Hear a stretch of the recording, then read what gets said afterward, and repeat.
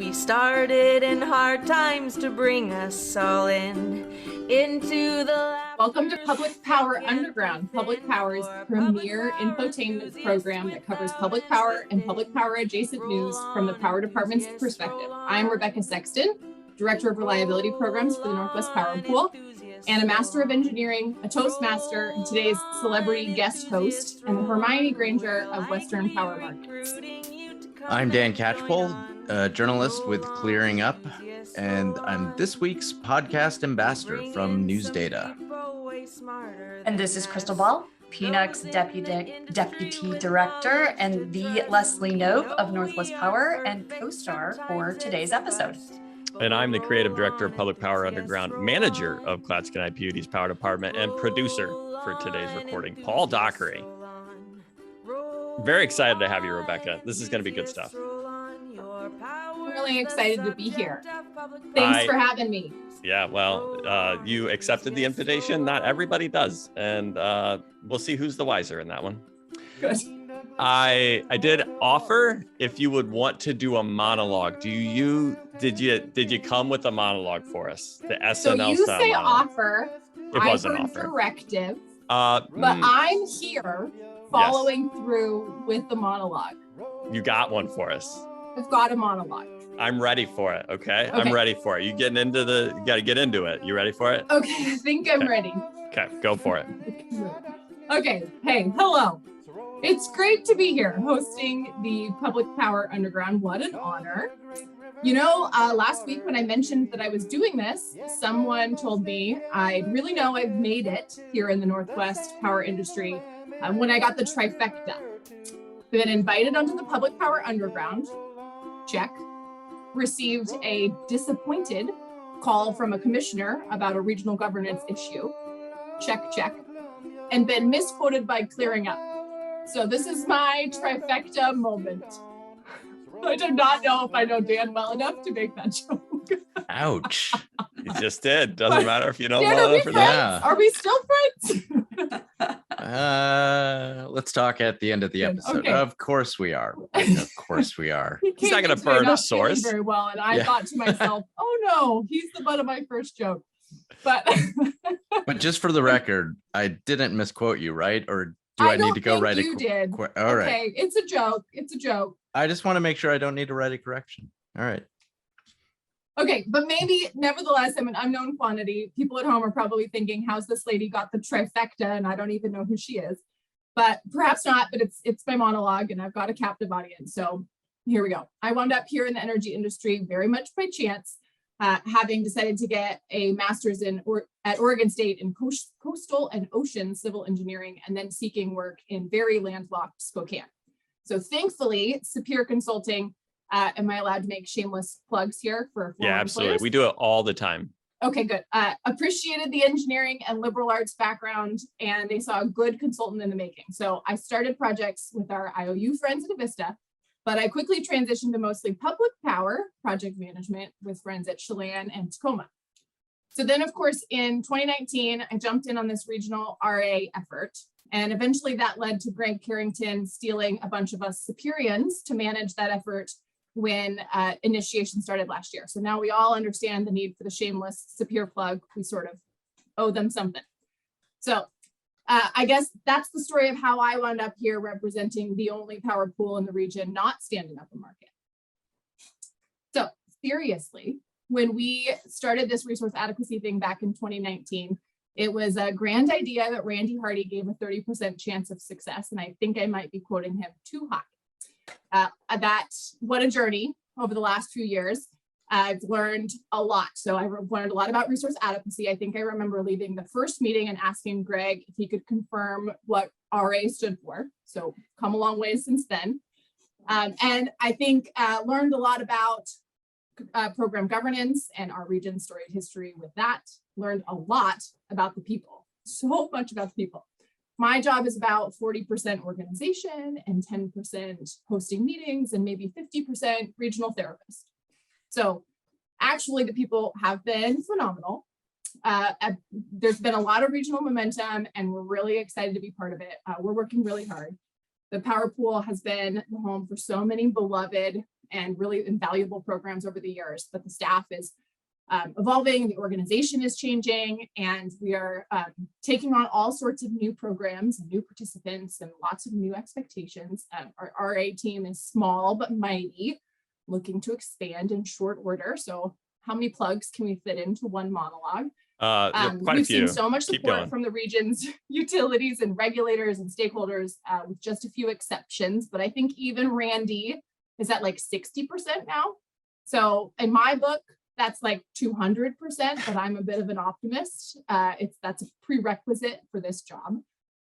So speaking of feeling optimistic, the Western Resource Adequacy Program, or the WRAP, and other programs at the power pool are expanding the footprint.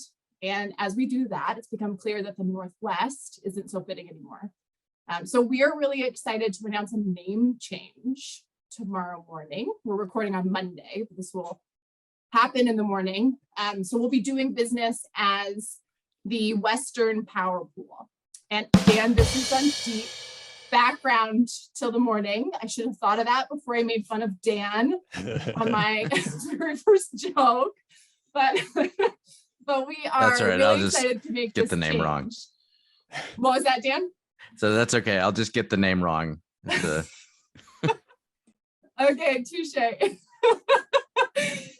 We're really excited for the change. We're just doing business as, so those people at home who are like freaking out about all of our contracts and existing services, those don't need to change. It's okay.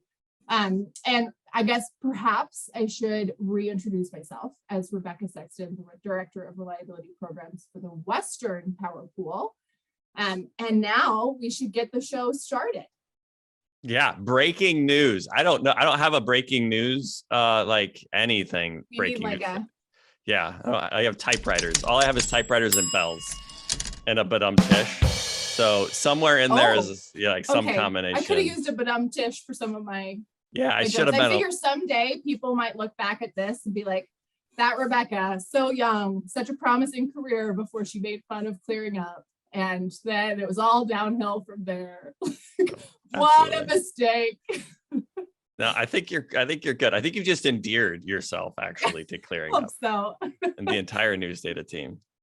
Paul, if you need an authentic newsroom breaking news sound, it's usually just a gruff editor looking up from his desk and pointing to the nearest reporter and saying, "Hey, you, get over here." So Okay, so what I'm going to do is I'm going to clip that sound bite of you saying that, and then we'll have it on the soundboard for next time we have breaking news. But it's the WPP, doing business as is now the title of this episode. Doing business as DBA is now we've named the episode. yeah. Western Power Pool, the whip. We're going with the whip. Oh, the whip. Yeah, for sure. I think already we've known this for a few weeks. It's really hard to stop saying the name. It's like I've only been here for a few months at the Northwest and now Western Power Pool. And I imagine that those folks who were there for, 20, I think we've got like 23 years on a couple of them. So that is quite the switch. It's hard, but it's exciting. Yeah. Well, if you're going to whip it good. And it's going to be great. That's all I could come up with. I didn't know other than you. I mean, I just learned. It's all I could come up with. Doing business at episode title. Okay. Are we good? We ready to get into a great monologue, Rebecca. Thanks, guys. Thanks. That was very impressive. It sets a high bar for every other co-host coming on after you. Way to go, Rebecca. Well, I love to be the Hermione Granger of the Northwest markets. So yes. Yeah. The Hermione Granger of the whip. Yeah, of the whip. Yep. This is season 4, episode 4. And on today's recording, we'll discuss all sorts of energy news, including CAISO's transmission plan, Hydro's contribution to grid reliance, offshore vessel charging, Arnie Olson in Twitter spats, Arin Reports with me reporting, and a bunch of witty banter in between. I did have to cut the Arnie Olson Twitter spats. It is good content. If you're on Energy Twitter, you saw it, you experienced it. I couldn't pull it into the episode. We had to cut it. I didn't cut it from the script, for which I apologize. But you know what? So now you know about it. I was looking for Arnie Olson Twitter spats to be linked in here all weekend. And everybody should be following Arnie Olson, though. Are you on Energy Twitter, Rebecca? I'm not, but I feel like in the last couple of weeks listening to you guys that I know I'm missing out. It's more that I'm not on Twitter. Is that worse to say or better? I don't think there's I don't have any qualification of how is that better or worse. But no moral judgment maybe maybe I will be. If I know that Arnie Olson and Twitter spatting is something that I need to be following, that's good motivation, right? That and isodope, also a follow that I recommend. I heard that last week. Yes, yeah, isodope as well. Yeah. Okay. Before we get started, I am going to turn over to Dan. He's going to read the promo this week. You ready, Dan? He's nodding. Yep. I'm here. I'm ready to go. Okay. Presenting sponsor. Take it away, Dan. The presenting sponsor of Public Power Underground is the Energy Authority. The Energy Authority is a nonprofit energy portfolio management company owned by public power entities like Clatskanie PUD. TEA's mission is to help clients maximize the value of their assets and meet their power supply goals. TEA does this by providing expertise in energy trading, advanced analytics, renewable solutions, and a whole lot more. Over 60 public power utilities have partnered with TEA to tackle their energy future. So, if you are looking for an energy authority to partner with in navigating the uncertain future of our industry, visit TEAINC.org to learn more. That's TEAINC.org. The Energy Authority, they're as underground as it gets. That was some great delivery, Dan. I really appreciate that. Oh, thank you. And since we have a special guest host reading Arin Reports, I get to do the intro. So ready? We're starting this week's, like most weeks, checking in on power market indicators in the Northwest with our first segment, Arin Reports, with Rebecca reporting. This goes very fast sometimes when Arin does it. I've got big shoes to fill. You do. But this is Arin reporting with Rebecca reporting, where we try to get up to speed on Northwest market indicators for February 7th, 2022. I'm Rebecca Sexton, and I've got your market update for the week. October through September flows at the Dalles for water year 2022 are currently forecasted to be 98% of normal, and April to September is at 98%. Outflow at the Dalles peaked over the last week at 234.6 KCFS on February 1st. Day ending elevation at Grand Coulee Friday was 1,276, and peak outflow this past week was 186.9 KCFS on January 19th. Spot market power in the Northwest for delivery today is at 34.96, with gas at 4.37 per MMBTU, translating to a spark spread of 4.36 and a heat rate of 8,000. In term markets, balance of month for February heavy load at Mid-C is trading at 40.65 per megawatt hour. Mid-C heavy load for March is at 35.65. March gas at Sumas is trading at 4.28, translating to a heat rate of 8,300 BTU per kilowatt hour. August power at Mid-C is trading at 147.50, with Sumas gas at 5.02, translating to a heat rate of 29,400. Checking in on AnswerG's aggregated basin data to check in on snow in the region. The snow water equivalent for BC hydro generation basin is at 126% of normal, sorry. For Mid-C, 103, and aggregating all the snow in the Columbia River Basin that'll flow through Bonneville Dam, they estimate there is 117% of normal snow blanket. Skiing season is on in the Slice Mountains. Both Whistler and Revelstoke currently have a snow base depth exceeding 7 feet with more than 6 inches of new snow in the last 48 hours. All trails are open, and 29 of the combined 42 lifts are open. Spending a beat at Bonneville's Balancing Authority, peak load this week was about 8,956, February 1st at 7:40 a.m. During load's peak, hydro generation was at 12,305, wind gen at 1,812, conventional units at 987, and nuclear at 1,169, all units in megawatts. And so for the November, December, January period, sits at -1 Oceanic Nino Index. The multivariate ENSO index for November and December is -1.21, and the SST Consolidated Nino Forecast indicates that La Nina conditions are likely to continue through spring of 2022. This past week in NOAA climate forecast, the 6 to 10 day outlook has temp above normal for most of the region. Precipitation is expected to be below normal. The 30 to 90 day outlooks indicate temperatures probably below normal for the entire region and above average precipitation for the northern region, with the southern halves of Oregon and Idaho looking normal. Thanks to AnswerG for letting us use their dashboards. Thanks to Luigi for compiling this week's report. And that's all we've got. Thanks, Rebecca. Really well done. You did great. You did Thanks. so good. I hit some numbers there in the middle. You did. But we always hit numbers in the middle. Yeah. We always fumble that. I had a couple takeaways. Curious if Crystal or Dan, you had any takeaways? You want me to lead with mine? Because one just jumped out the page at me. And that was the EIA report that said gas in New England is trading at $20 an MMBTU, in New York City at $13 an MMBTU. That is a lot. That is a lot. I actually dug in a little bit deeper after I discovered it. It is driven by the cold weather in the Northeast. We've heard about the cold weather, but it's disassociated from the rest of the country because of they don't have pipeline capacity coming from the major trading hubs. So they are being subject to all of those European gas prices because of the LNG exports setting the marginal price. So from reporting in Forbes that I found, that was the explanation they gave for why the New England and New York gas prices are so high. The demand is outstripping the pipeline capacity. Amazing. Wow, it is a huge price increase. Yes. And I hadn't been following it. I just noticed it today. We haven't done this for 2 weeks, and I don't go to that EIA webpage every day. I probably should though, shouldn't I? The other thing I had was on California energy markets and clearing up. Linda Daly Paulson wrote up the price summary, and she wrote up about how Aliso Canyon natural gas storage facility is going to have to be drawing down through February, which is incredibly interesting for the region and natural gas prices. Yeah. Paul, can we talk about the weather? Absolutely. Let's talk about the weather. People love talking about the weather, right? Especially without anything else to talk about.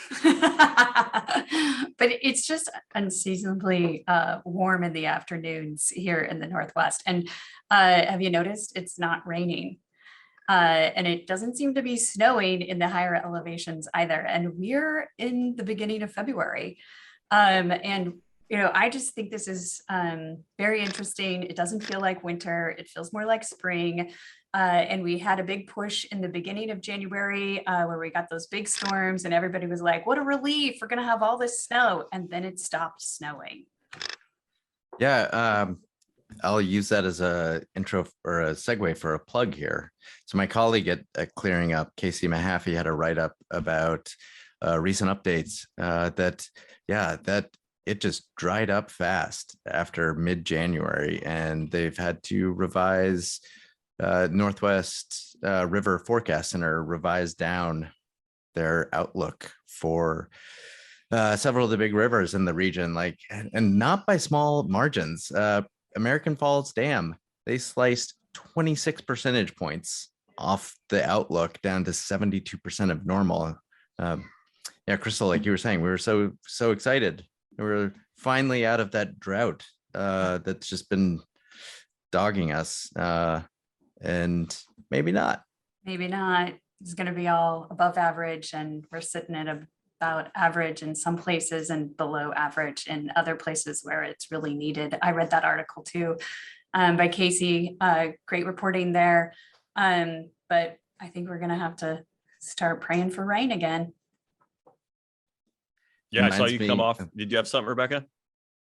No, I was going to say, I read that article and was surprised because it was only in the last week that suddenly everyone started talking about how dry it was. And I was thinking, listening to the Arin reports even 2 weeks ago, right? It sounded much different than the one today. Yeah. Yeah. It makes me think that this is such an indicator of how tight supply is likely to get increasingly in the coming region, or in the coming years in the region. And God, only if there was a group that was trying to come up with a way to more efficiently share surplus capacity, that would be great. Seems like a really good idea. If we could come together as a region, really? Yeah.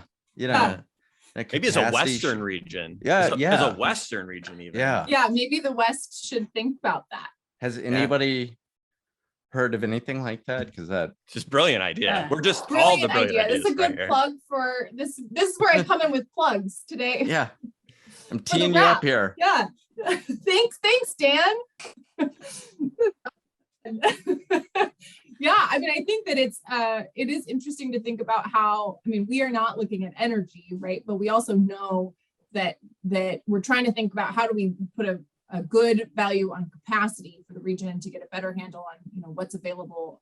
And then the layer on top of that may well need to be energy or any of these. We've got some interesting, I think, articles to talk about later about the other ancillary services that we might need to start valuing that could be layered on top of resource adequacy or the market ideas that others are bringing to the table too. But yeah, for sure. I think that's a really good. Thanks, Dan. It's a great idea that the region coordinate like that. And who knew talking Yeah, about you're the welcome. weather would take us all the way Yeah, there. all the way back. Anything All the can way come back. back to the wrap if you try hard enough, you know? I expect it to come back like 10 more times this episode. Yeah. And I expect Dan to pitch 10 more articles that we should go check out. It's going to be great. Okay, next up is our weekly walk through public power and public power adjacent news in a segment we like to call Public Power Desktop. Paul, can you give us the typewriter? And Dan, take it away. All right, thanks, Rebecca. CAISO issued a 20-year draft transmission outlook plan on Monday, January 31st, detailed the long-term infrastructure required for the grid operator's stated clean energy goals for its footprint. It assumes that the state will add around 120 gigawatts of new resources by 2040.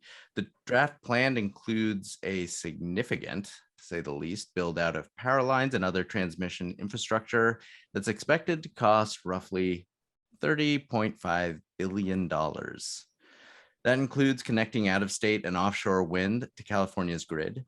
CAISO also released its 10-year transmission plan, which recommends greenlighting projects with an estimated $2.9 billion price tag to boost grid reliability and bring more renewable energy online. The study's release spurred a flurry of articles on the topic. I recommend my colleague Jason Fordney's coverage at NewsData's California Energy Market, but I'll also mention coverage by NewsData alum Kavya Balaraman at Utility Dive, because diverse news sources makes for a healthy information ecosystem. That's right. I scripted that for you, but I feel like you actually believe that, don't you, Dan? That Oh, feels absolutely. authentic. Okay, good. Okay. Sorry, did I not deliver that authentically? No, you enough? did great. It felt right that I should at least mention that it was right, even though it was scripted. Yeah, if you ever want to have a special episode on just that, I can riff for like hours. Oh man, that sounds I actually would Not that enjoy anybody that. cares, but I very much enjoyed that. you and my mom. Well, there were a flurry of articles, and I did read the CAISO's blog post on this transmission outlook. And what I found interesting about that blog post is it was very clear about what this is and what it is not. And it is an outlook, and it is not a recommendation for specific projects. So I thought that was very interesting and a good contrast to, you know, that annual look and this 20-year look. But man, those are big numbers. 120 gigawatts by 2040. That's going to be a big investment in transmission infrastructure. Yeah, Crystal, that's a great point. I'm glad you brought up that the 20-year transmission outlook is different from the 10-year transmission plan. So it's not like they're saying we're going to spend $3 billion in the next 10 years and then another 27 billion. These are two related, but the scope of the plans are different. And yeah, one's a recommendation, the other one's an outlook. I definitely did. I did that math. I would think anyone else did, and thought, how work? I did. So I appreciate that, Dan, but I still have questions, even if they're not the same scope, as to exactly how, you know, that it does seem like the 10-year, you got to spend more than, I mean, just simple math, you got to spend more than 3 billion and then leave 27. But I assume that those things, they happened really in tandem. Is that probably the deal? I'm not very well educated on this one. So that the next 10-year plan would be more inclusive of that outlook or the information gleaned from that 20-year look ahead? Is that the thought? Yeah, and it's partially to do with training or lead times for projects, and also as far as I understand it, the outlook is more expansive and doesn't just involve CAISO. It's doesn't just involve what CAISO is recommending within its footprint. Okay. Right. And it's CAISO's 10-year transmission plan is saying like, this is what we need for grid reliability, et cetera, in our footprint, versus this is what our footprint needs Needs in the everyone to region together. in this. Yeah, exactly. Yeah. Yeah. One of the areas of the article I found really interesting was Elliot Mainzer's quoted, and they talk about the driving needs for this new transmission build. And one of the things is actually going to come up later in an article, but they speak to there's higher than anticipated shifting of peak load into evening hours. And that's one of the dynamics when you have a portfolio that's largely solar. When you're shifting into off-peak hours, you shift away from the available resource.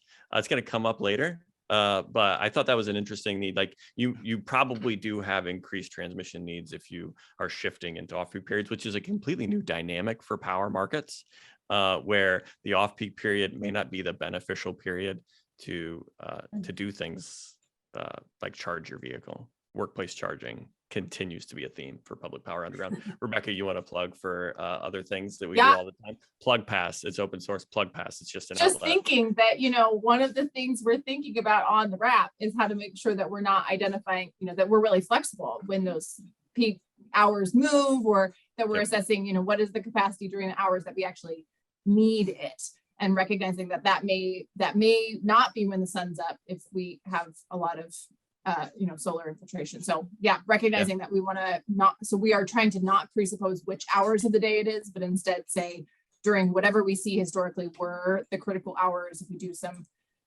estimating for how current build out would have looked with historical data, and really trying to close that gap, which is of course not easy, but trying to think about how do you prepare for the fact that those kinds of things will keep happening, that historical data may not be what it looks like in the future.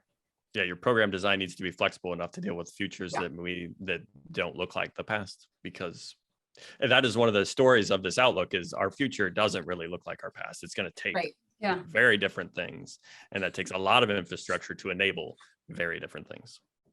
Yeah, absolutely. That said, it is the oft quoted expression, the past is prologue, definitely still pertains, because I think especially around the procedure or process for getting new projects, especially ones with long lead times and huge price tags, like a transmission line or say pumped storage. The approach to that is definitely rooted in that past that we're still in right now, and that is rapidly becoming outdated as we're seeing. So past is prologue, maybe not in such a good way in this case. And that's the catch.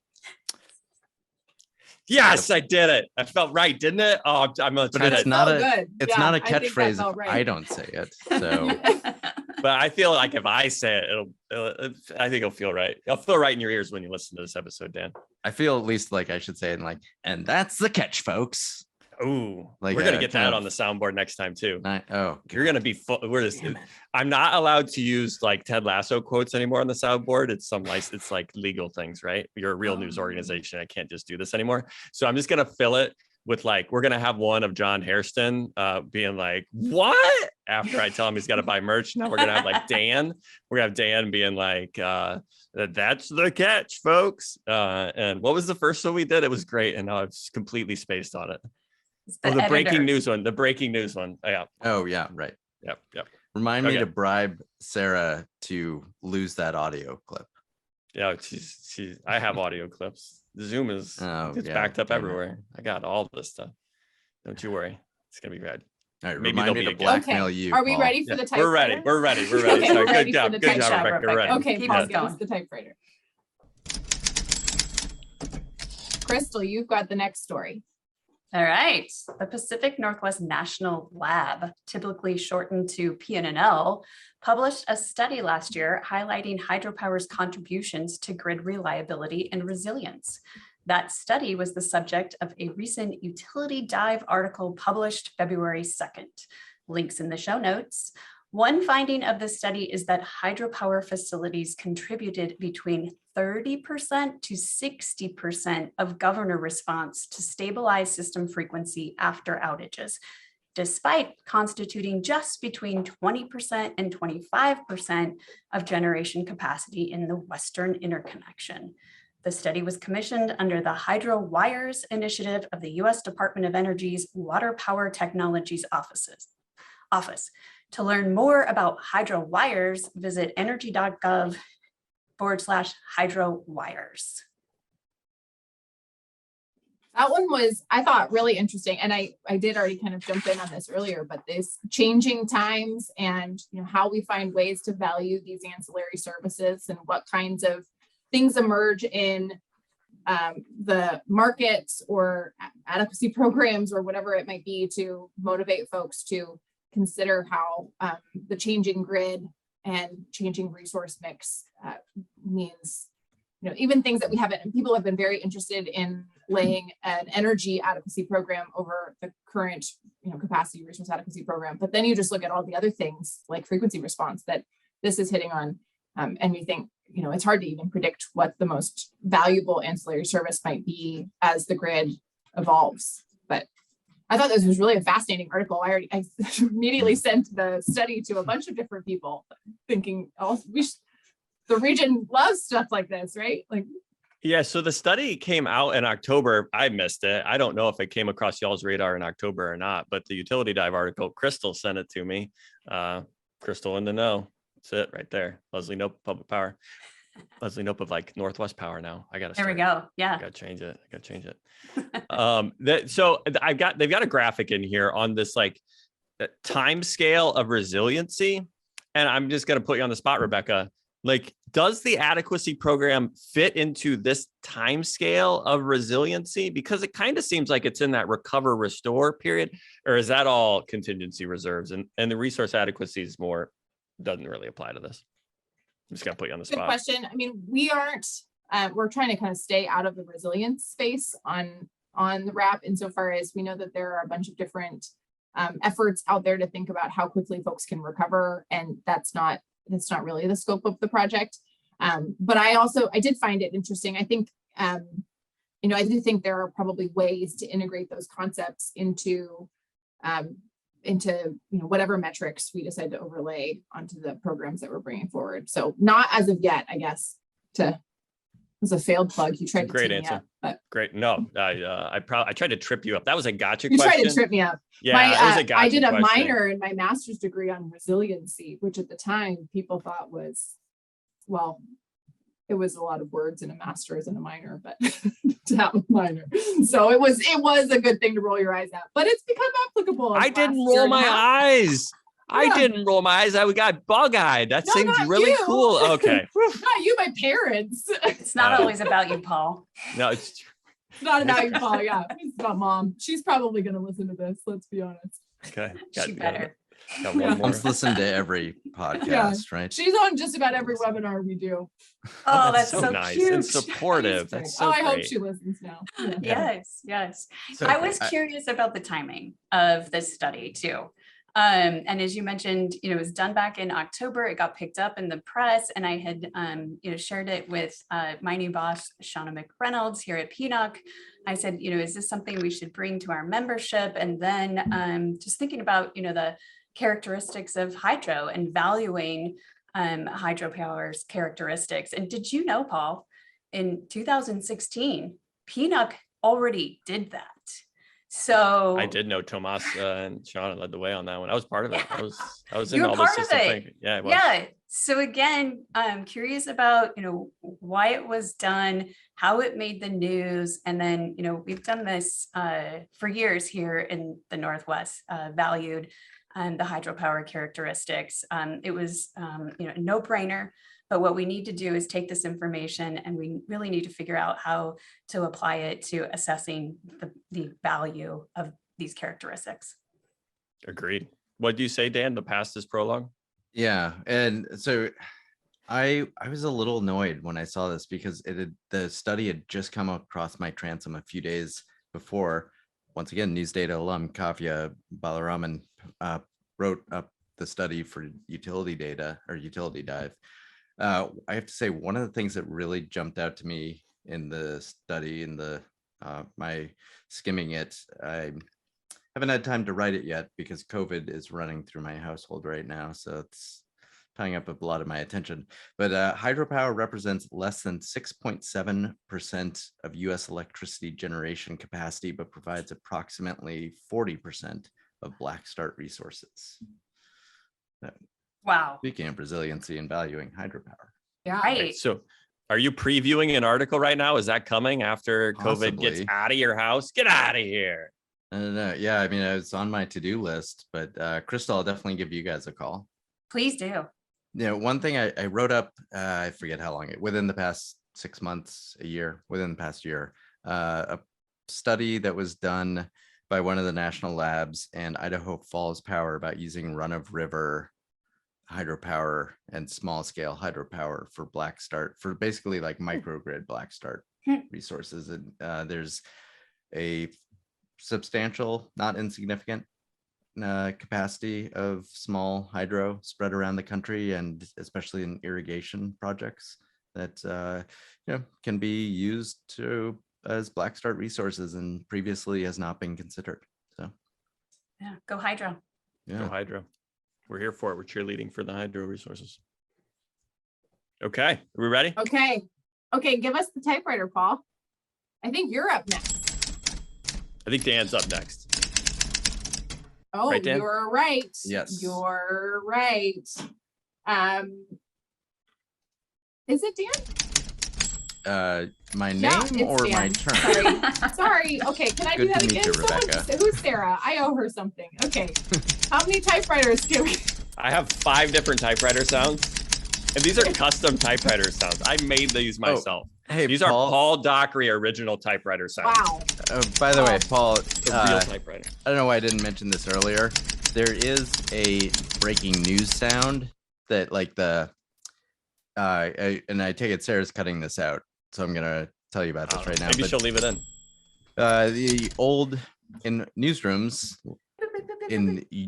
of lore, yeah, that noise, it would be the Associated Press, various wire services would have their telex machines that would spit out the stories, and they had bells and I think lights that would go off, and there was so many lights, I think 4,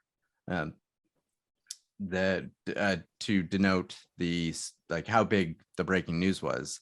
My dad was a journalist in the 60s. I think he said the only time he saw all the lights go off was, I think, when Martin Luther King was assassinated. I have to go give him a call and ask him. So it was like a teletype machine is what I heard.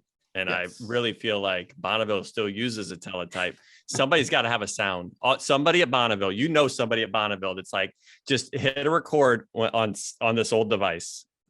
Right, Crystal? You must know somebody that does that. There must be. There must be somebody there. I really think that was a remarkable story about the biggest breaking news. But Dan, I do think you're trying to get out of Paul using your editor. Hey, reporter. 100%, We're gonna I'll use take- both. You know, We're gonna have him saying, "Hey, reporter, get in here," and then the teletype in the background while he does it. That's the perfect sound. Oh, I can mix yes. this. Okay, These are we're the gonna skills find I it. possess. These are These the skills I assignments we possess. have. Yes. Okay. So when I was at the first daily paper I Rebecca's worked getting so for, annoyed with this. Rebecca's like, "Move I on." replaced No, my I'm not. But I am my ready thing this time. is mirrored. I replaced my No, we so see it. We look can in a read it. mirror. We can read it. I replaced my name plate or whatever with "Hey you, Hey, you. reporter," because I felt like that's more how editors look at reporters. Perfect. Hey you, Not you, breaking Mark news. Orenshaw. Not you, not Mark. Not Mark. Mark is a very kind and caring It's person. different. Yeah. It's a different hey you. It's a hey you. Yeah. It's We're a leaving all different this in. energy from We're a gonna daily put this newsroom. in the very end of the episode and like at the credits. We're leaving all this in. Just Sarah, put it at the end. I Put it thought at the this end. was what the special for Patreon supporters was. Oh, That's what they get. yeah, they get this dialogue. This is And then That's they right. ask people for pay for, refunds. Rebecca. This is what people pay for. This is what they come That's back what for. brings them back. That's what brings them Yeah. back. These are Okay, the we're ready. Easter eggs. You ready? Okay, Yeah. Paul, can you give us the typewriter? That And was the Dan, short one. you're up. Yes, I am. And I've got a shipping story for everybody. Multinational shipping giant Maersk is launching an offshore vessel charging venture. Even if you haven't had to send a container across an ocean lately, you might recognize the conglomerate's name, which is emblazoned on its massive ships. You can see it seemingly every deep water port, including along the Columbia. Maersk is installing the world's first full-scale offshore charging station for vessels at an offshore wind farm later this year. The technology enables idle vessels to power from clean electricity instead of using their very dirty onboard motors. It does so while they're safely moored to a charging buoy. The charging buoy is large enough to power one of the Ørsted's service operations vessel or a hybrid electric vessel. Conceptually, the same solution can be scaled and adapted to supply power to larger vessels, enabling vessels of all sizes to turn off their engines while lying idle. This is one of the good news stories that we like to bring at Public Power Underground. It's adjacent. It's public power adjacent. You could have public power in the ocean, I assume. I don't know.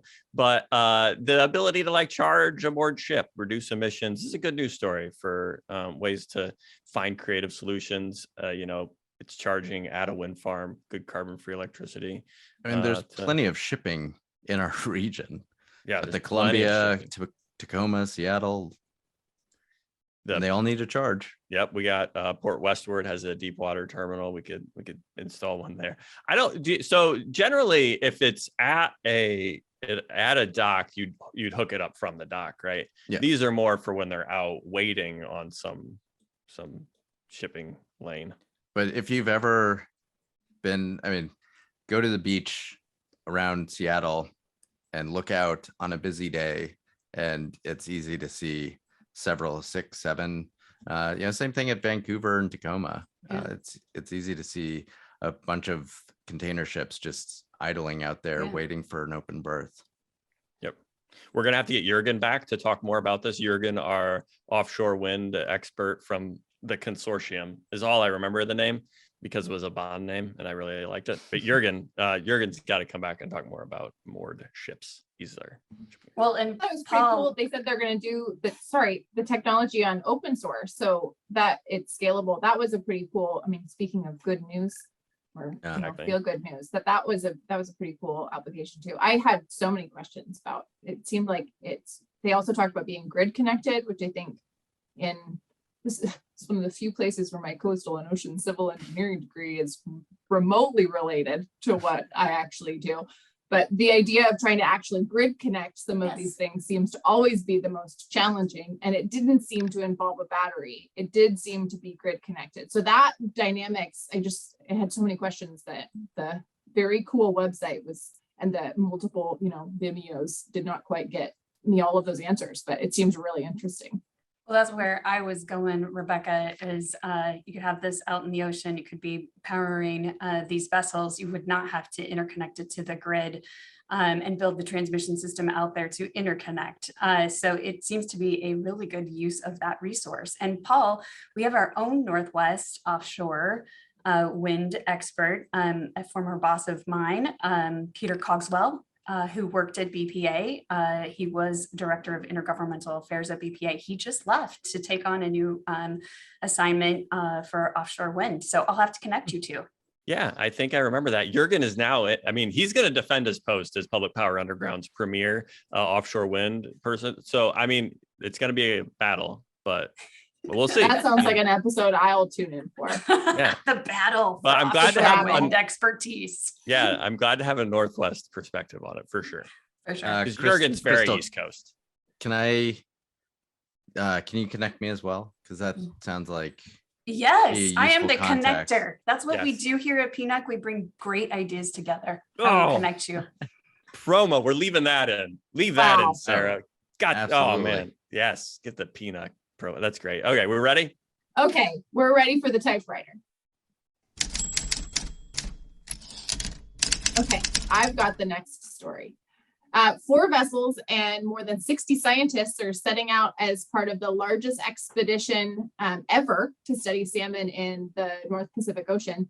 The expedition's major objective will be to understand extreme climate variability and its impact on Pacific salmon. The 2022 Pan-Pacific Winter High Seas Expedition is supported by 5 countries through the International Year of the Salmon, IYS, which is inexplicably a 5-year initiative seeking to ensure salmon resilience throughout the Northern Hemisphere. Expeditions in the North Pacific Ocean were organized by member countries of the North Pacific Andromeda Fish Commission, Canada, Japan, Republic of Korea, and the Russian Federation in the US. To learn more, you can read Casey Mahaffey's article in this week's edition of Clearing Up. This is really interesting. And I had the pleasure of meeting the scientist, NOAA's chief scientist, Lori Whitekamp. In my previous role as Bonneville's director of the Fish and Wildlife Program, Lori was invited by the Northwest Power and Conservation Council to talk about her expedition in 2019. If you missed that, that was in a small, cozy, she said cozy, Russian boat where she was out in the North Pacific in the winter. But this is a huge expedition. They're going to learn a lot about most of the life cycle of salmon. Salmon spend more of their life in the salmon than they do in the freshwater system. Yeah, one thing that grabbed my attention was the scientists, researchers looked at 150 years of sea surface temperature data from across the oceans and saw that it's already been experiencing climate variability increasingly. And so Interesting. yeah, I was surprised that we had data going back that far. Wow. Yeah, that's my reaction. Yeah. Although I guess I did learn via my son's fascination with the Titanic that every ship crossing the Atlantic at least regularly took temperature and environmental recordings and sent them to someplace in Germany that compiled all of it. That was great foresight. Somebody was really Yeah. thinking there. Yeah. Really thinking there. One of the things that caught my attention is actually it links to a prior article that Casey wrote about them using trying to invest in remote sensing capability because these expeditions are so expensive. And in order to have more robust data sets that they are trying to fundraise for remote sensing capabilities so that it can be more automated and not have to have these expeditions every year or 2 or 5. I thought that was incredibly interesting. It was something she reported on back January 21st, 2022 in an article. So, Okay, Paul, give us the typewriter. And you've got the next one. I've got the last one. Silicon Valley Clean Energy is testing software that can shift a customer's electric vehicle charging to hours with lower priced electricity. But the community choice aggregator is finding that reducing greenhouse gas emissions while doing so is problematic. The program saves participants about $24 a month on average on their energy bills compared to charging immediately after plugging in, according to a report published by Silicon Valley Clean Energy published in December. According to the report, the goals of the pilot were twofold. First is to decrease participants' energy bill, a noble goal. And second, align EV charging with off-peak hours of low carbon generation, also a noble goal, but also really hard when your primary source of carbon-free power is solar, which is during the day. California Energy Markets' David Krause, great reporting on this topic, reached out to Rebecca Fang from Silicon Valley Clean Energy, who clarified that optimizing charging times primarily based on retail cost of off-peak periods resulted in almost no greenhouse gas emissions reduction because off-peak hours in California occurs largely during the overnight period when low carbon generation is at its low point. To get some more great reporting, we're going to give a plug, Dan, for California Energy Markets. This is in the February 4th edition. As usual, I got links in the show notes. It's a great article. Thanks, David. One thing that I thought was really interesting, just to follow up on your the last point about not limiting or reducing carbon emissions. Fang told David that if they get drivers to shift their scheduled departure times to later in the day, they do see a meaningful decrease in the carbon intensity of electricity. And they estimate by shifting to more daytime charging, they can avoid 4,000 pounds of CO2 emissions. Which Nailed isn't, it. I mean, yeah, I mean, which isn't like the millions of pounds that we hear from other things, but hey, 4,000 pounds, I'll take that. I mean, if all it takes is a outlet at your parking spot at work, why not, right? Daytime charging. Rebecca, are you familiar with Plug Pass?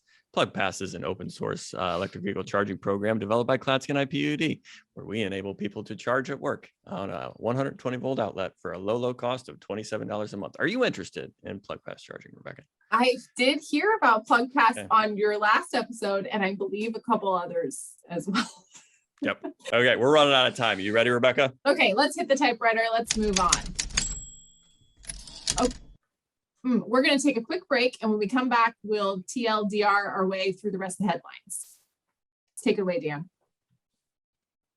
All right. Northwest Public Power Association believes in public power. For 82 years, Northwest Public Power Association has supported public power utilities and other associates in the greater Pacific Northwest by offering education, training, communications, governmental relations, and services like RFP and job postings. In addition to public power, what else is important to NWPPA? I'll tell you what's important to them: local control, member needs, integrity, and quality products and services.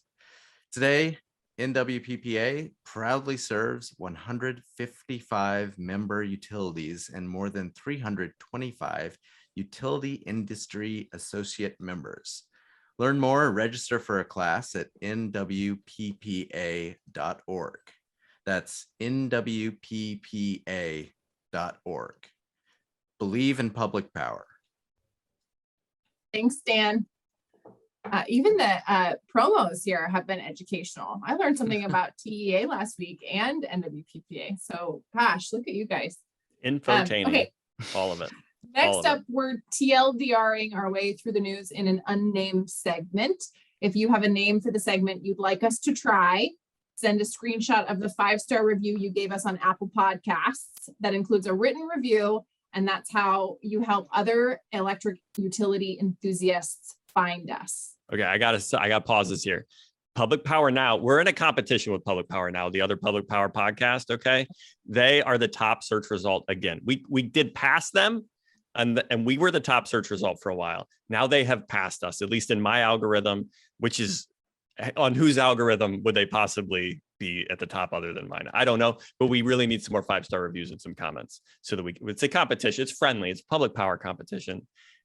Anyway, I'm gonna let you That's go. very friendly. Yeah, I will say you put Robert on the spot about a 5-star review. So I have 5-star reviewed. I did not, however, give a comment, which I now probably need to go back and do. That's probably how we win the algorithms. If you get the more comments you get, like it's weighted a lot more in the algorithm. So that's good to know. Now I maybe I messed it up. Maybe hopefully I can go back and fix the error of my ways, guys. Sure. Just or find somebody 5-star else's review. phone. Just find somebody else's phone. There's Okay, all over the place. You're right. Or do There's both. got to be more than one iPhone around here. That's true. I've got teenagers. 2 5-star reviews coming up, Paul. Yes, thank you. Yes, with comments. It's fine if it's from teenagers. Okay. So are you ready, Rebecca? We're going to do this together. Okay. Yeah, I'm ready. Okay. This is TLDR, where we do short summaries of energy news and decide whether we should keep reading. I'm Paul Dockery. And I'm Rebecca Sexton. And we're just reading the lead. Oh, you went real slow. I feel like I'm going. Okay.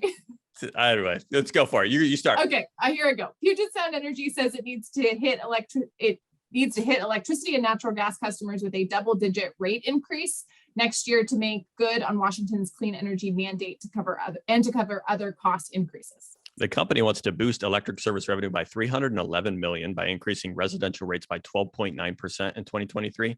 It also asked the Washington UTC to raise natural gas revenue by $143 million next year through an 11.9% residential customer rate increase. We talked about this one a bit earlier, but after starting out with a bang, January's precipitation in the Columbia Basin ended abruptly by mid-month, leaving forecasters to lower expectations for the region's water supply at a monthly briefing on February 3rd. You're right. We did read this, Casey Maffey. You mentioned it earlier. The Snake River Basin is one of the biggest losers, according to the Northwest River Forecast Center. The basin saw a significant drop in the predicted April through September water supply compared to the center's January 5th forecast. The Snake and Columbia rivers combined to bring the forecast of the Dalles Dam to exactly average 100% of normal, which is 4 percentage points lower than a month ago. And we did learn just earlier today, because this is more recent than Casey's, that it dropped another 2%. It was 98% when we reported earlier on Arin Reports. I did report that earlier. I did report that. Next news. I do. Next news from the Potomac. President Joe Biden on February 4th extended tariffs on imported crystalline solar photovoltaic projects another 4 years. In a proclamation, Biden established a tariff-free quota of 5 gigawatts for cells, an increase from the current level of 2.5 gigawatts, and an annual reductions in the tariff for cell imports outside the quota over the coming 4 years. The proclamation continued an exclusion of bifacial PV panels from tariffs. Biden said the extension, quote, will provide greater economic benefits than costs. He directed the U.S. Trade Representative Catherine Tai to negotiate possible tariff exemptions for Canada and Mexico. In the supply and demand section of Clearing Up this week, the developer of the 415 megawatt natural gas-fired Wind Chaser peaking plant planned for Umatilla County, Oregon, announced February 2nd it will begin taking steps to terminate the project site certificate, potentially ending development of the controversial power plant. And UAMPS wrapped up a site characterization fieldwork at the Idaho National Laboratory that will support the licensing of a 462 megawatt small modular reactor, according to the Carbon-Free Power Project. Startup and commissioning for the first module is planned for 2029, with the rest planned for 2030. Finally, one of the most hotly debated topics in the modern energy conversation is whether nuclear power should play a role in the clean energy transition or to be banished forever. One aspect of that conversation is a growing chorus of voices urging a reversal of the decision to close down the 2,200 megawatt Diablo Canyon power plant. The debate intensified this week when 79 leading scientists, entrepreneurs, and academics wrote Governor Gavin Newsom, urging him to keep Diablo Canyon operating. Among them is Stephen Chu, U.S. Secretary of Energy under President Barack Obama. Failing to preserve Diablo Canyon will make achieving California's climate goals much more difficult and costly, experts said in the February 1st letter. That was an article covered by, or it was actually an opinion piece on Jason Fordney's on its bottom line in the California energy markets. Great article, Jason, NewsData podcast ambassador extraordinaire. Thanks to our production partners, NewsData, for letting us use their leads. And thanks to Ian for compiling them. Now back to the crew to close out the episode. Because we just read the leads. I gave up on the titles. I need some inspiration. Come on, public power. Come on, community. We can do this. We can do better. Okay. Any stories you guys want to dig into on those? I think we may have run out of time. Go ahead, Dan. I've got some breaking news if you want to hit me with breaking news. Hey, you reporter. Hey, you. So just a few minutes ago, like 4 minutes ago, this showed up in my inbox. Puget Sound Energy, talking about them, just issued a distributed energy resources RFP. They want 129 megawatts of DERs that are eligible for the Clean Energy Transformation Act. So breaking news. Thank you, Dan. I'll be digging into that. On air. We started and we ended with breaking news. We're gonna maybe we rename the title "Breaking News." Doing business as business as breaking news. I don't know. We'll figure it out. But definitely, we need a doing business as in there. That is all we've got covered for this week. The next regularly scheduled episode will be recorded February 21st and published on February 24th. To make sure you don't miss it, you can sign up for an unintrusive newsletter with links to all the ways to consume this fascinating content at publicpowerunderground.substack.com. And otherwise, you can subscribe on YouTube, Spotify, Apple Podcast, or your favorite podcast app. Thank you so much, Rebecca, for being our celebrity guest host. There was a really high bar because the last episode was an interview with John Harrison, and you just came in here and you just smashed it out of the park. You just I knew there was a high bar. So I just tried to Hermione Granger my way into your hearts, but I hope I'll get to come back. This has been really fun. Good. Do you feel valued and appreciated? So I do feel valued and appreciated. Thank Okay. you. How about you, Crystal? Do you feel valued and appreciated? I do. And I think that Rebecca brought some great energy to this She did. podcast. Well done, it's- Rebecca. Oh, Well done. thank you. Thanks, Yeah. guys. And Dan, do you feel valued and appreciated? Do you feel the value and appreciation from me right now? Oh, absolutely. Okay. And that's the catch. It wasn't, but I needed to put Okay, it can in. I take my answer back? It's too late. Never mind. Okay. Okay, as always, send any news, questions, opinions, corrections, or complaints to Paul on Twitter at @apowermanager. Or if you're a friend of the Underground, you can send any of us a note. You don't have to be subscribed to NewsData's weekly newsletters to get this podcast, but it sure does make the podcast make a lot more sense. Thanks all for this week, and thanks for tuning in. Roll on, enthusiasts, roll on. Roll on, enthusiasts, roll on. We're likely recruiting. Public Power Underground is a production of Clatskanie PUD and NewsData. The views expressed here are own and not the official views of Clatskanie PUD, NewsData, or the organization of the guests also appearing on Public Power Underground. Public Power Underground is public power and public power adjacent news from a power department's perspective. It's written and directed by Clatskanie PUD's Power Department, led by me, Paul Dockery, and it's edited and published by the stellar team of Pioneer Utility Resources, led by associate producer Sarah Wooden. Our theme song, Roll On Enthusiast, was rewritten, performed, and recorded by Arin Guillory and Ian Bledsoe. And special thanks to our celebrity guest host, Rebecca Sexton, for participating in this week's episode. Public Power Underground, for electric utility enthusiasts. Public Power Underground, where you're valued and appreciated.